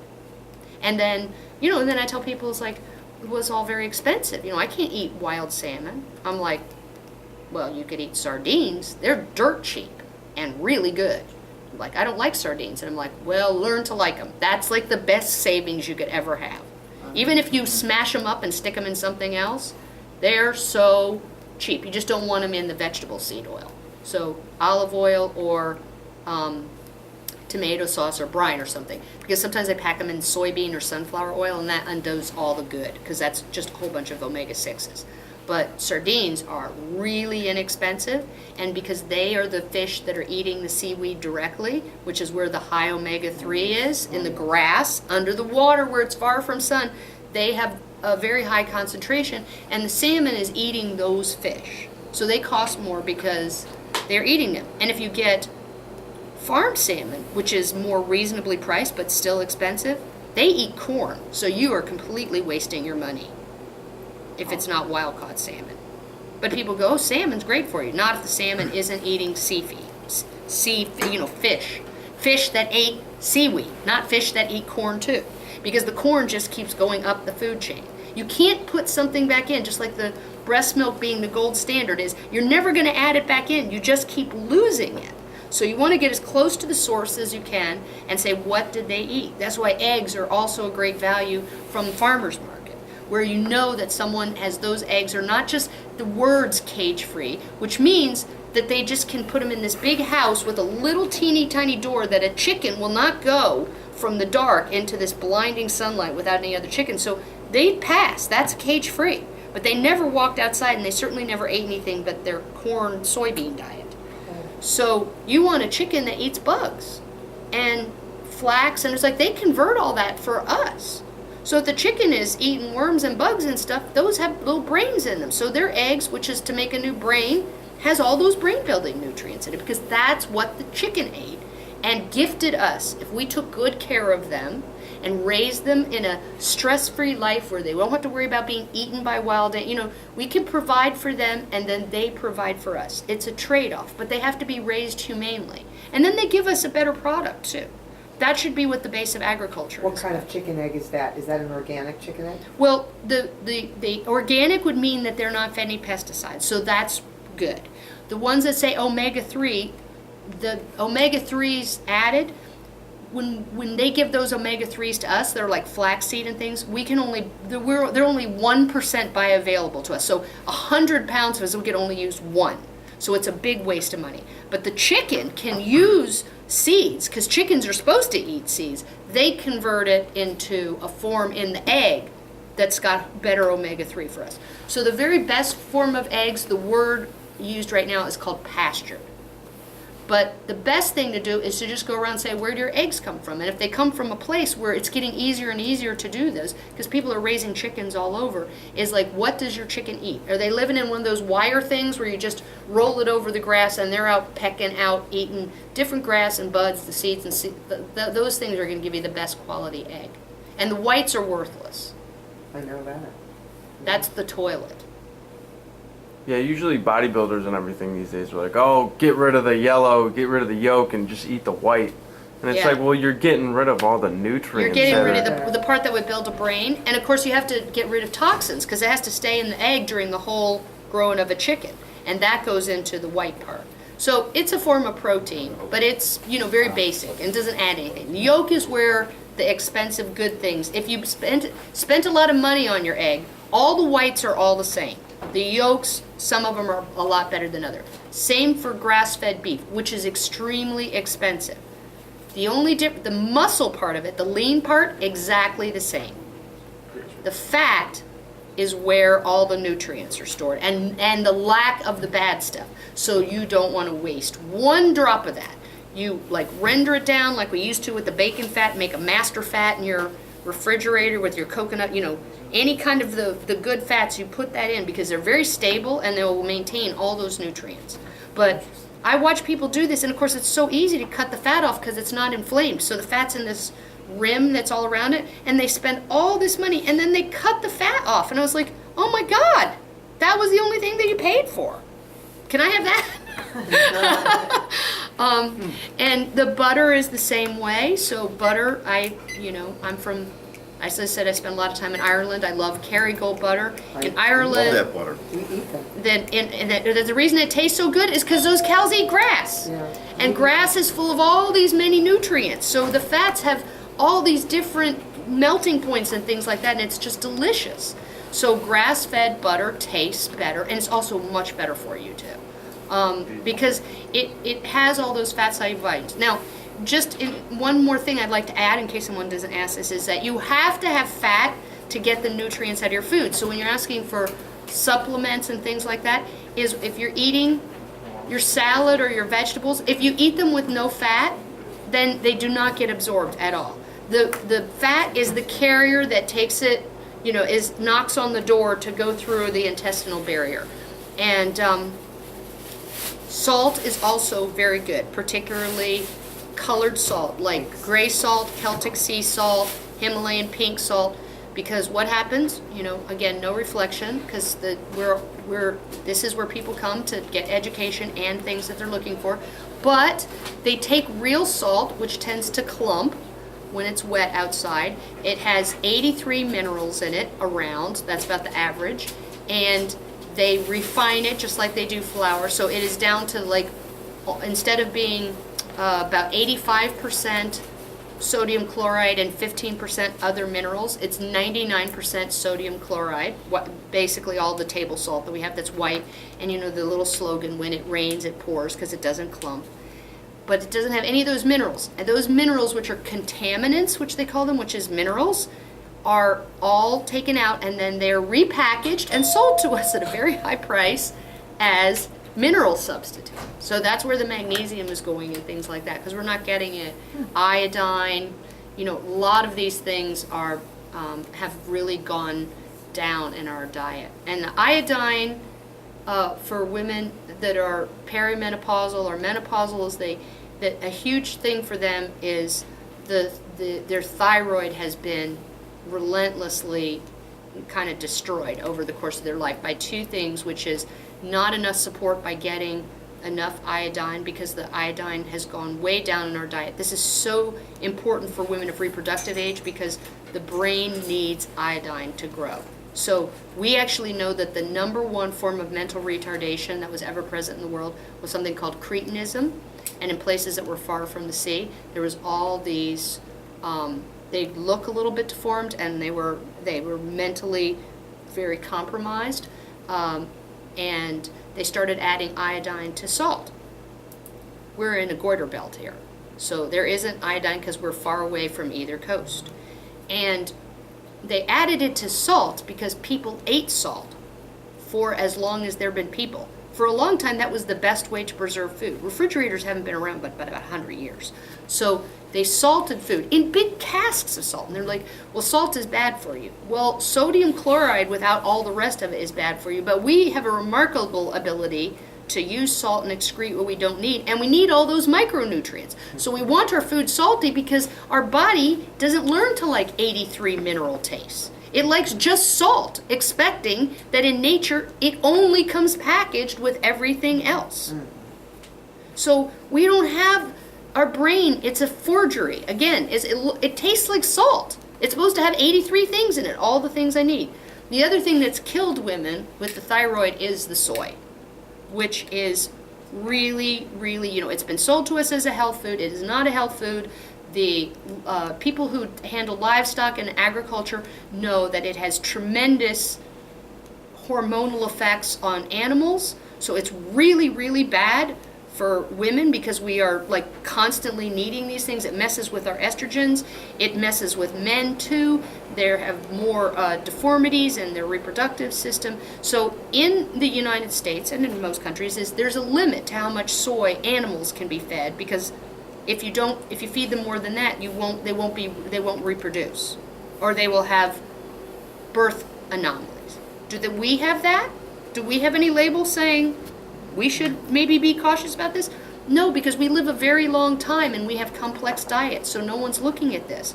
But then they go, well, we're having this reproductive problem with women, is that they want to get pregnant and they're not able to do it anymore. We're having women who are struggling through menopause, having terrible symptoms because their thyroid has been destroyed, and the handoff from their, as the estrogen drops, they don't have the thyroid and adrenal health to get the baton passed to them. It's not about being sick, it's being lacking in wellness. We don't have enough of what we need. We're not broken. We're fine. We're just confused. And it is totally within our power to re-nourish ourselves. But So supplements are something is like, it kind of depends on where you are in your renourishment plan and what you're going to do about it. So supplements are healthy, but always look at them as the supplement to what am I doing as far as my basics. And for absolutely, the one thing I recommend to everyone is first take out the bad stuff. This is like what the diets do, is that is costs you nothing. And the first evolutionary eating rule is when to eat. Babies start eating when they have very small digestive system and it's very immature. They have to eat on demand, kind of almost all the time. They can't digest anything but milk, which is already basically digested because it turns into a solid when you get to the stomach. They can't chew. And then as the baby gets older, it can have little longer intervals. And then as a child is supposed to come to the table and have 3 meals and a snack maybe after school. And then when you're an adult, you're supposed to be able to go 2 to 3 meals a day because we're supposed to be living off of our fat. We eat food, we store it as fat, and when we need fuel, we use that for our fuel. Instead, we have gotten all this diet advice of like, eat all day long, manage your blood sugar. And I'm like, what do you mean manage your blood sugar? Who managed their blood sugar for all these years when we were never fat? And all these animals on the face of the earth. And then people come in, they come to me and they go, well, I just, it's all my fault. I can't stick to my diet. I tried, but then I had a binge. And I'm like, you're crazy. It's not your fault. You have no choice. This is no way. This is your body turning against you. It's the werewolf that's broken out of the door and it's going rampaging around and going to have its big meal. No question. So how come they make our food like this? Because it's in the 70s, which is when we started to be able to make lots and lots of corn and soybeans at this, is that we were at a good weight, Okay. and so they needed to make more profit, they had to have us eat more food. Okay. So understand that marketing is applied psychology, and there's no reason of getting angry at marketing because it isn't going to go away. Yeah. Okay, because people who make food need to sell food. So it is always going to have a profit margin, and since most of the money goes into advertising, you have to understand there couldn't be. I call it my quibble with kibble. We eat breakfast cereal. We feed our dogs. They eat our leftovers. All you have to do is look at the dogs. Weight Waggers is my not-for-profit. Dogs are sick and fat, but they live a much shorter time. We go, oh, my dog is arthritis and fat, and I have them on the diet kibble and everything. I'm like, they're eating our leftovers. Kibble's breakfast cereal that has meat chemical flavor instead of sugar chemical flavor on it. Although we eat meat chemical flavor on ours too. So this starch that came about is like, how do you get people to eat more? Well, you make the food what I call it's more hedonic. So there are foods that we love to eat, sugar being one of them. We don't ever have to learn to like them. And we like fat. So, and we like things that kind of melt in your mouth. So we like Doritos. That's like high contrast. We love McDonald's French fries. You know why? Because they have found the perfect recipe that crunch and melt means that you're already thinking about the next one while you're shoving them in. And you can't eat one at a time because it doesn't give you the pleasure as 4 or 5 of them at a time. Yeah. They crunch and melt. So they have made the potato, and they did have it, with the beef tallow, which made them much tastier and crisper. And then they got after that, even though that made McDonald's fries healthier. And that is one of the dirty secrets now is now that they fry them in vegetable seed oil, they're actually much worse for you because of the trans fats. So when they were fried in beef fat, they tasted better, which is why Julia Child loved them, but they were also actually healthier for you. So the food is very hedonic. It melts in your mouth. Okay, so it's crisp or has high texture to it, and so you don't lose the desire to keep eating it. So we should have food fatigue. So if you ate a couple bites of something, your brain goes, I've had enough. So that's how your brain normally would work, is that you don't want to keep eating the same thing. Okay. But the food now, there's no turnoff. Like ice cream. Ice cream we love. You know why we love ice cream? Because ice cream is breast milk. Ice cream is breast milk. I've never And do you know what ice cream is? They take all the milk in this country and they make skim milk out of all of it. And they tell us skim milk is better for us so they can sell us the cream as ice cream. And they tell us don't eat that fat in your milk. Pay more for skim milk. We'll take that nasty fat away. And then you think, oh, they went and just threw it away. Oh, no. They put it as a premium. And we love texture. You want to know how much we love texture in ice cream? Anybody heard of Ben and Jerry's? Sure. Okay, well, guess what? Ben has no sense of smell. So he can't taste food. So he invented Ben and Jerry's because he had to, it's all textural. It's that melting and all the stuff in it. So all the flavors taste the same to him. But the lusciousness of Ben and Jerry's, that fat content is it melts in your mouth beautifully. And it has those mix-ins which are exciting and make you want to taste more bites. And one of the things we always knew is that vanilla ice cream has less fatigue. So you will keep eating vanilla, whereas you just won't eat as much strawberry if there's nothing more exciting to kind of pull you through. Well, think of how long they've been making processed food, for like 100 years. If it doesn't sell, they don't make that one anymore. They come up with a new one. And now they have the people who are paid the most in the food industry are these chemists who can make flavors that taste like butter. Why? Why is So it they just can that much sell more it. expensive to have real butter? Yes, it is a lot more expensive to have real butter. That is exactly the reason why. They tried to have us eat margarine. Napoleon tried desperately to get his soldiers to eat margarine. We ate more butter. The reason that people used to call it was the land of milk and honey here in the U.S. is we ate more butter than anyone, and butter is considered, it is delicious. Nobody doesn't like it. It's a luxury food, and we had plenty of it, and we weren't fat. Margarine is what you can make when you have found by machinery, you can take grass seeds, squeeze them and use that high temperature, and you can make something much cheaper than butter. Unfortunately, it looks like Vaseline and didn't taste very good either. So what we had to do was be able to make it look more like butter and taste more like butter. But then women love stuff. It's like we loved Crisco because they found that we love the purity of the whiteness of it. Because, we're American, we love cleanliness and white stuff. So they just sort of like, this is completely false. But it was called like, they actually had white in a lot of the names that were in Crisco. It was like, it's light and fluffy and white and full of goodness and purity. And we were like, okay, give me some of that. I don't want that nasty, dingy yellow butter that comes from a cow. I want this pristine vegetable. It's very easy to market. So we love health labels. So that's why I do not recommend looking at labels, because mostly labels are meant, particularly for women, is they're all tested out, even for ingredients. So they know that we only look at a few things at most. So most people just look at calories, then they look at fat, and then they look at carbohydrates. And they're not looking at all the chemicals. And they don't have to report all the chemicals because they use minute amounts. But the minute amounts show up and disrupt your hormones. That's the whole characteristic of a hormone, is it's biologically active in minute amounts. But they don't put that on your label. So I recommend with sticking around the perimeter of the store where the food has no label. The freshness. Yes. All the freshness. And frozen is pretty good too. They're really the next best thing because they have the good technology to freeze it really fast, and it retains lots of the nutrients, and it increases convenience. So people are having a hard time we don't go to the market every day, so frozen is a very good substitute. It really, really is. Like frozen bag of vegetables and frozen, just steam them up and everything, is that fine? Yeah, it's great. Or Steaming them? you can cook them in coconut oil and butter and olive oil and spices, and your vegetables need to have Fat. with them, or you do not absorb them, and they need to have salt. Anybody ever salad? Salad means salado, salted vegetables. So it was always known forever that that's where celery comes from, and there's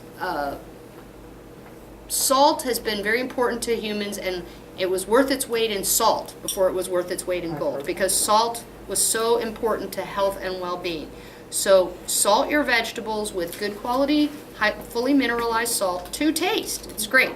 So that's one of the first things I tell pregnant women. They come in as like, oh, I know I'm swelling, I should avoid salt. And I'm like, well, the studies all show that you swell more when you don't eat salt. Eat salt, eat as much salt as you want, just use this salt. And understand most of the salt we are getting comes in processed food. Now, the other problem with the iodine is we're trying so hard to cut down on our sodium intake or our salt intake, and processed food does not need iodized salt. They put the iodine in so we would make sure we had enough iodine. Now we're not eating any salt. So we are highly deficient in iodine. And that is making our thyroid grind and wear out. And then when your thyroid starts to grind and wear out, it's like, riding on the brakes all the time. Your adrenals have to kick in and pick up the slack. So we're under this chronic feeling of frazzled and fuzzy and burned out all the time, wired and tired. These are the adrenal words. So what they do is come in and go, here, have some adrenal support. And I'm like, well, try not to like clobber your adrenals all the time first, and then add the support. But first stop, do no harm, like my doctor thing. It's like first take away the things that are creating most of the problem, and make sure that your organs are getting the support they need. Now, women really need to know about iodine, because after your thyroid, which everybody kind of knows about for the two biggest organs, ovaries and breasts. So lots of new stuff coming out there that the reason the breast cancer is going up is that we're not getting iodine. There's not enough iodine, and again, our breast tissue is suffering. Definitely fibrocystic breast disease. It will take away a lot of that nodularity and problems of lumpies and bumpies. And then ovaries get scar tissue and things like that when there's not enough. And men are getting diagnosed now, right? Absolutely, because and the toxins that are going there, because the conversion that went there, breast are modified skin cells, and they are we're holding things in and not sweating them out anymore. So it's definitely going up, and the estrogens in the environment are going up, which is harder for men to handle. So their breast tissue is also sensitive to this. A lot less than ours, but once you reach a certain point, they're going over the mark as well. So the iodine is found in pink salt, natural salt. Yes, Salt. and I think like there's a kelp is really good, or a lot of the so anything from the sea, that's where iodine comes from. So that's what you really want. So the Celtic sea salt actually doesn't have enough iodine in it, and you still need it. But I like the kelp, and I don't know if they have this here too. You can get it like in the shaker, and you can just shake that. It just gives a sort of a very minimal taste, and I put it on my dog's food too, just to shake a little bit on there. So it's like in eggs and stuff. It's mild, like parsley or whatever. It just has that sort of freshening flavor. Tablets. Yeah, kelp tablets are fine too. So they're a really good way. Kelp tablets are a really good way of getting your iodine, because that's where they concentrate it. Sea vegetables concentrate iodine tremendously. And we evolved, humans evolved our big brain on, we came from the plains of Africa, but now they know we came from this Rift Valley where we ate lots of shellfish and sea vegetables and things like that were right in the, yay! Coconut cream. Yeah, this is coconut cream or coconut concentrate, or coconut butter or coconut manna. These are all the names for coconut. That is, you take a whole coconut and you basically pulverize it, and it has got like coconut milk, pulverized coconut, and it will have oil in it that floats to the top. So it's the oil and the flesh and the water, and it makes it's quite tasty. And this is really good to like stir into your foods, like especially like curries and things like that. It adds a lot of complexity. It's good in coffee, and it's good to just eat. And you can add some extra coconut oil to it, but this is not coconut oil, so you can't cook with this because it's more solid. Coconut oil looks like it's oily, like waxy or oily. It is solid at room temperature, and it's a saturated fat, but it's a very good saturated fat. Here's the Himalayan pink salt. So salt with color, gray salt, pink salt. They have the Hawaiian black salt. They have color. That means that has other minerals in it. There's lava ash and Hawaiian black salt. I have those in them. I have every salt you talked about, actually. When we're done here, I would like just to list some of the things, and I know you were writing certain things down about the oils and things like that. Very interesting. That's good. It's a big one. This is coconut oil, right? So it's organic coconut oil.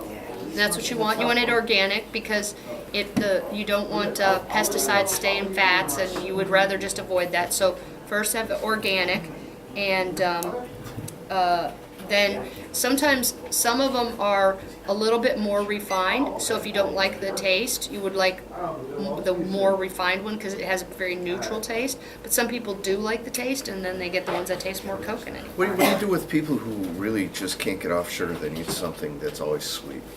Coconut chips. Coconut chips. Yeah. Those are delicious. Yeah, coconut like it looks like the coconut, like if you did it with a potato peeler, it makes like a little curl. So that's what I give to my breastfeeding moms because they keep some, you know, you can keep a dish of them around and they have all that you need to sort of be supplementing you because it's got the oil and the lauric acid and all that. So I was like, There's just toasted and then there's the other the flavor. toasted ones are really They're good too. delicious. They're really, really good. And then I missed some things, but I have a 17-year-old son, and how do you get them to break the fake food habit? I mean, it's just hooked on fake food, macaroni and cheese. It's very, very challenging, and I do help. You know, with that it's hard for one mom to undo the pervasiveness of culture. And one of the things we know about teenagers is that they don't listen to anything that you say anymore, but they did listen to what you say up until that point. So just keep saying your same message and realize in the long run it's likely to go through, and avoid too much fighting. But the most effective thing with teenagers has been shown over and over again is just to have meals. So even if they want that, like sit down and have it at a table where you can talk that, or prepare something. They say they hate it. You can't listen to them. They're lying all the time. So they say they hate it, but they really value it, and their friends are very jealous of it, and that they want a meal, especially a meal where somebody cooked something. And they'll often help out. And then they won't do what you say, and they want to go out with their friends and buy that stuff, and it tastes very good, but you've planted seeds. And you planted them in a place that maybe it isn't the optimal garden that was all tilled, but it isn't the garbage heap anymore. And they will come up. I mean, so what you have said when he gets to be in his 20s, he'll remember. Okay. Circle back. Yes. And then as far as just touching on quickly, the dogs that you mentioned, big dog family. So it's the dog food that you recommend. Well, I feed my dogs raw food. Okay. That's what I sort of, because of what I do, I sort of say, I was like, okay, I do the gold standard, but not everybody can do the Right. gold standard. So what you want to do is, there's a whole dog journal, and you can even Google whole dog journal, and I subscribe to it and I like it, but you can just look, and they have a list of, they do dry food, canned food, they go through and do third-party testing, so they can really help you make better choices. Yes. Thank you. So there is, that's obviously very marketed, it's way too hard. They redo the list every year and they fall off the list, so you can't even stick with the brand. But it is very helpful for people to find their cost benefit. Now, one of the things I will tell you that I see a lot of people doing is the raw food is taking off like this. So people are adding raw food diet. There's no point in doing that. Feed raw one day or feed raw at one meal if you feed twice a day, because it's digested at two completely separate rates. So the raw food, dogs have the shortest digestive system of any species of animal. So they have very simple digestive system. So the raw food, which basically is like dog building blocks, so it's just simply broken down and then it's easily absorbed and they can use 100% of it. So one of the benefits is they have much less poo because they're not Right. having all the filler. The other benefit is they don't get any problems with their teeth. So I feel like it saves you some of these other things. Any problems with what? They don't have any problems with their teeth. Really? Yeah, my dogs get to 15, 17 years old and they have all their teeth and they're white. They're like, oh, what do you brush them with? I'm like, I don't. I mean, and I show my Glenville Malls now, and they're like, what do you do to get their teeth so white? And I'm like, I feed them. What do you put on their coat? And I'm like, I feed them. You know, so The they right have things. these, you know, I don't, rather, along with what I've been saying is, it's what I don't feed them. Right. So I don't feed them any of those other things. So if you add some raw in, thinking it's better, and it's good, just don't put it in with the Same. kibble, because that takes about 14 hours to 16 hours to digest, as opposed to the raw food or the plain home scraps or things. You know, so we have been like completely, dogs evolved from wolves by eating our leftovers. And of course they're still eating our leftovers. We're eating breakfast cereal and they're eating kibble. It's the same food. They're still It's out of the bag that we're marketed to. So we're having the same problems. But we were very convinced that you can't feed your dogs your leftovers. But that's all people ever fed dogs since there were dogs. Right. Was what was left from their table, people food. But now what's at our table is pretty damn bad, so we maybe shouldn't be feeding them our leftovers either. But that being in mind is real food is always better than not real food. So if you're eating real food, your dog should eat real food. And one of the best things is you get to see the benefit of it so much quicker with a dog because they can't take they don't diagnose them, they're much less complicated. So they can't figure out things. You watch them, you see them, they have a shorter life expectancy. Arthritis is a huge thing with older dogs, so when they get less inflamed, the dog that was limping and wouldn't get up, they turn into a puppy again, which is that's how I started the raw food. I started a puppy on it at the recommendation of my first purebred dog by the breeder, and then I started giving it to my 15-year-old dog who had 3 legs and limped around and couldn't get up at all, and I started feeding it to her, and she lived 2 more years just bounding around all over it was just like night and day within 2 weeks. I couldn't believe it. And I've had a pretty high quality, but I was like, oh my God, diet can really make a big difference. You can change things. We put a couple of bottles in front of you. We wanted to get your opinion on that Omega that's sitting right in front of you in the box. Well, I think this is a pretty high quality one, and it has the vitamin D3. You can kind of usually look these up and see consumer labs and things like that. You just Google looking for, you want third party. They will go over it because the FDA is not required to do anything for supplements, so they don't have to have anything that this says. This could be this, or this, or this. It doesn't have to be anything that it says on the label. It's not a medication. It's a supplement, and the standard is extremely low. So you're basically going on a company's reputation, but they also, the better companies send their products in, so you can find this, and say, will you test my product so that you can say, yes, it is what this company says was in it. So I recommend doing that. This being said, this is pretty good, but it's also got great marketing because it just says all of these great things that they test women out, and they love stuff that say low fat, no cholesterol, gluten-free, any label that's healthy, we go, I'll have that for me and my family. So that's value to us. So we've been guinea pigged. I mean, they know exactly what we're going to do. We're still human. We're very predictable. We're going to act the same way if the circumstances are the same. So a very predictable way. That's why I say we don't have choice. Because a lot of that choice has been that people know what we're going to do if they create a setup that's right. Okay? Somebody yells fire, you're going to run for the doors. Okay? So it's literally like that. That's how your brain works. It's programmed for important reasons because it's programmed on survival of the species. So it's inborn and acted upon. Like a snake is different than a stick. Even a wavy stick makes us react. Our heart rate, it's just a stick. But if it looks a little bit like a snake, then we're very upset by it. Without thinking it looks like a stick at all.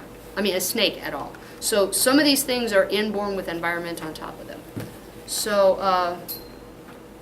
I'd say the same thing is like omega-3s are a really good idea, and we probably do need supplement because they help with detoxifying, getting a lot of that stuff out of our body.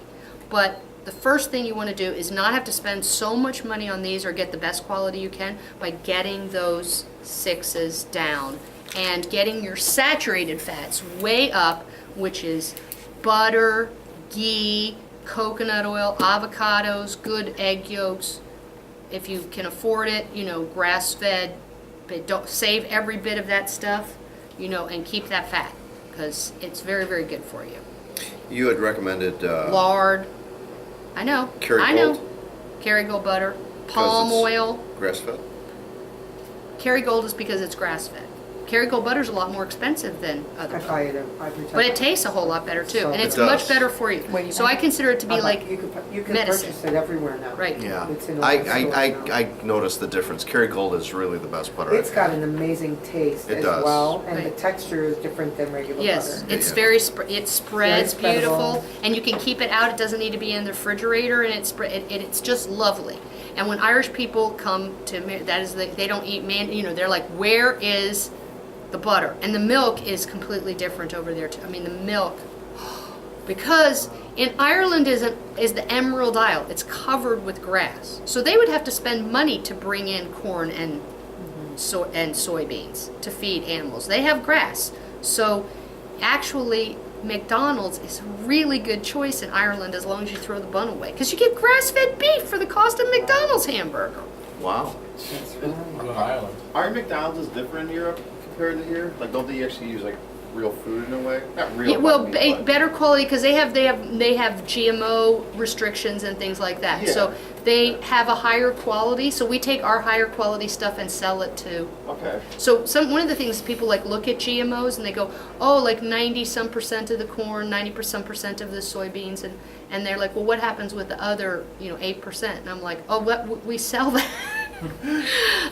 to places that aren't allowed to have them. So really, 100% of it in the U.S. unless it's certified organic. Okay. Because if it isn't certified organic, it's still allowed to have a percentage. Okay. So all the labels, that's why I don't like, labels are, Yeah, I heard you. few things are, you can like educate yourself for a few things to look for, but labels tend to confuse you, to mislead you more Yeah. than they help you a lot of times. Yeah, I heard that on Cliff's radio show. I heard that part of your segment right there. And I was On like, the labels? I never thought about it like that. So now I won't look at the labels anymore. I'll go find, because my girlfriend's from Lithuania, Uh-huh. and I told her, because she started listening on like the last 20 minutes, and Uh-huh. I was telling her like, the best. You were saying the best is not have no labels, and she's Right. like, yes, that is correct too. And I'm Right. like, wow. I It's guess- food. It's hard to disguise a carrot. Yeah. It looks like a carrot. Yeah. It's gotta be. But as soon as you start making it, as soon as it's processed, Yeah. how many people go into the grocery store and you go up as like, I don't really want to eat that they're handing out. It's like, who knows where that food has been? I'm like, do you have any idea where all this food has been that you're buying out of the jar just because it's in a glass container? Yeah. Do you know how many steps between the ground and your mouth have gone into that food? And germs are not your problem. All the other stuff that isn't food, that looks like food and tastes like food, that's the problem. So it is amazing. People are like, oh, well, Teresa's like, I don't have time and I don't know how to cook. I'm like, guess what?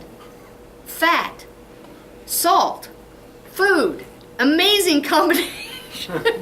You like any vegetable, like put olive oil on it, put, the coconut oil with some like curry powder on it, put butter or ghee. It's delicious. And with salt and pepper, it's fantastic. It's like, oh my God, this is so good. How did you make that in 5 minutes? What did you do? Oh, the spices. I'm like, yeah, salt and pepper. Okay? And then, and I use lard too. Okay. Because lard was our main source of vitamin D. This was Midwesterners. Iowa, babe, those pigs lived outside in the sunshine and their fat had a lot of vitamin D in it. Now those pigs live in a building, in a crate, where they don't ever turn around for their whole life in the dark. And they're lean and mean. So they have to cut off their tails because the other pig, they'll bite off their own tails and bite other pigs. They fight all the time because we want lean pigs, which is ridiculous because we used to just try and get pigs that had made the most fat because that was the part that was the reason for a pig, is they take garbage and make it into gold. That's what pigs do. That's the beauty of a pig. Pigs can take waste and turn it into food that's healthy and good for you. It's amazing. So what do we do? Go, I don't want to eat that. So again, remember that waste was what went through, but that certain animals are very good at detoxifying. Like a rabbit they would not be able to eat anything if they didn't eat their waste. So they have to eat it a second time. That's part of the process. But pigs are root around, they can eat anything. They're the truly universal omnivore, and they are great purifiers. So their fat was relatively, was in really good shape until we started giving them so many chemicals. So we eat a lot of bacon in our household, and I buy a lot of the paleo-friendly bacon because of the nitrates and Yes. things like that. Besides, there's no extra sugars in there either. Yes. And it's a very fatty compound, actually. And I can tell the difference between the color of that fat off of that pig versus if I were to buy it from Jewel. Yes. So I can tell, like, it's a milky white And texture. it also the melting point or the texture of the fat is very, very different. Very, very different. Now, so I'm hearing you say this. If I were to strain that lard after I've made the bacon and kept it in a jar, I could work with that lard again. Oh yeah. I'm doing that. That's why I said is like I do the master fat because I have mostly what's left from the bacon, and I bought that bacon's expensive. Yes, so it is. I was like, but it's damn good yeah, bacon. that goes in, but that doesn't go to waste. So whatever's the dripping of anything I love, it goes in. Like I said, I call it, and it's much tastier because what we it's like got is flavor. different fats. This is a big secret of chefs using like butter and olive oil. Using 2 or 3 fats at the same time. They all have different volatilities in our mouth, so it makes the flavor a lot more complex. So save yourself a big step and just make that master fat in there. So if you We- get we like cook a the lot. good bison or the grass-fed hamburger meat, whatever's fried, that goes in the master fat too. That fat is. Can you mix that lard with that bison? Oh, absolutely. That's what I mean by a master fat. Okay. Master fat meaning all of your renderings can go in there, I mean, and they last forever. They last for years. Yes. It's like Little House on the Prairie. Yes. Oh, this is good You don't stuff. waste. This is good stuff. This is really Yeah. So what do, you Nose to what tail. do you think about bison versus other meat? I don't buy much bison because it's low fat. I mean, it's high It's a price and good low taste. fat. I use venison because I have a big, I have, hunters that like to be at my parents' property, and they're like, "Oh, go cull some," and I'm like, "Yeah," and I want that. First, I used to feed it to the dogs. Now we eat it because they're eating grass. I mean, why pay for bison when you can get venison for free? Yeah. So you're saying so bison the is grass-fed good. beef So- is something you should look for, and something Right. very fatty. That's the good. So what if you can't afford or you don't want grass-fed beef? Then you cut the visible fat off of regular store bought, not hamburger, where you can see the fat.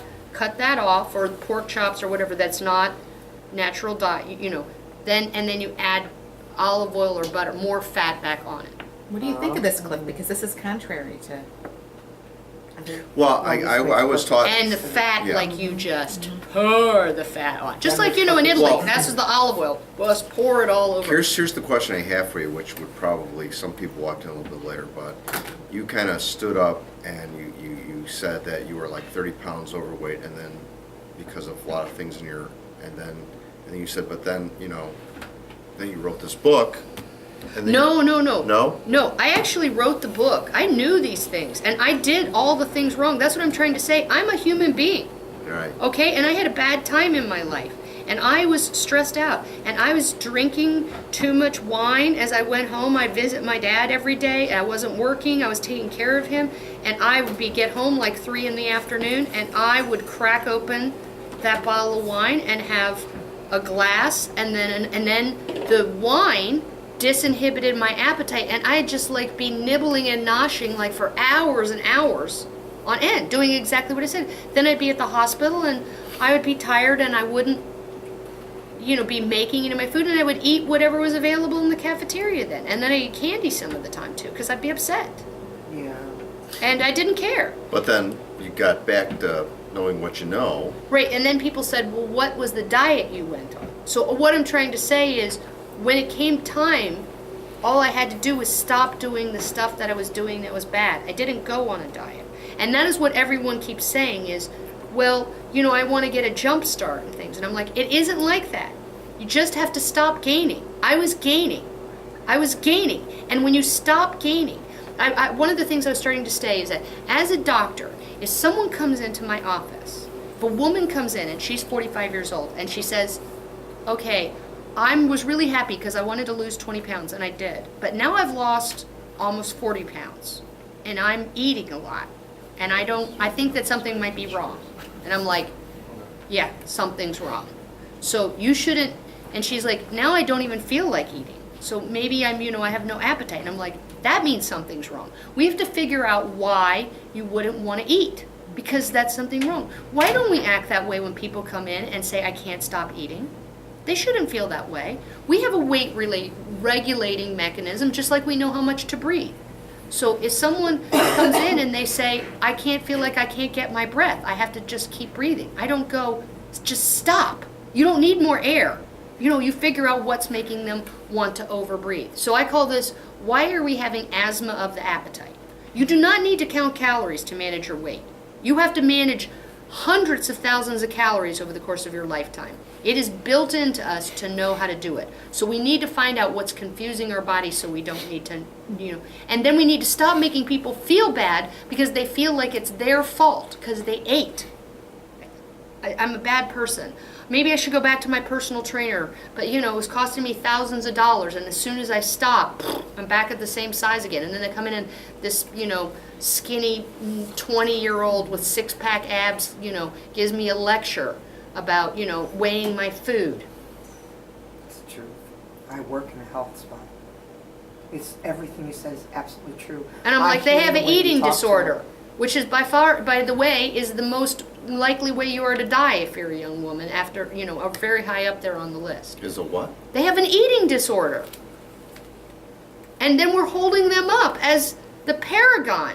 And then women go to me, well, Theresa, I would like to have a little bit of an eating disorder. I'm like, no, you don't want an eating disorder. You want to learn how to eat. That's all you need to learn how to do. You shouldn't fear food. You shouldn't look at it as like, I know so many women who haven't enjoyed a thing they have eaten for 10 years. Because even when they ate it and they loved it, they felt terrible about it while they were eating it. So they couldn't have a piece of cake. Because they ate it. Maybe they ate the whole cake. Maybe they ate 3 cakes. Or a whole package of Oreos. But they didn't enjoy one bite of it. Because it was a guilt factor. And then when they started, they couldn't stop themselves. So it unhinged the binge. So as soon as they started, they go, I couldn't stop at 1. I'm like, yep, that's the whole point of it. And then it's your fault. So you come in and you slink in and feel shameful and go, well, I know why I gained the weight back. Just like I said, I knew why I gained the weight back. But if you were to probably, if you weren't talking and you just stood up and showed everybody your waist like you did about an hour ago, everybody here would probably think you've got a personal trainer, a nutritionist on staff, and you just work it because you have the figure of a 20-year-old? I work out 15 minutes twice a week. Okay, I wouldn't have thought that, but I understand your thought process. Right. Working in the atmosphere that I work and live in, I would have said, I want her diet. Because I'm trained to think that way. So this book is going to teach me different. Do you understand what I'm saying? Right. Women that are here right now listening to you are looking for that, what is the answer for me?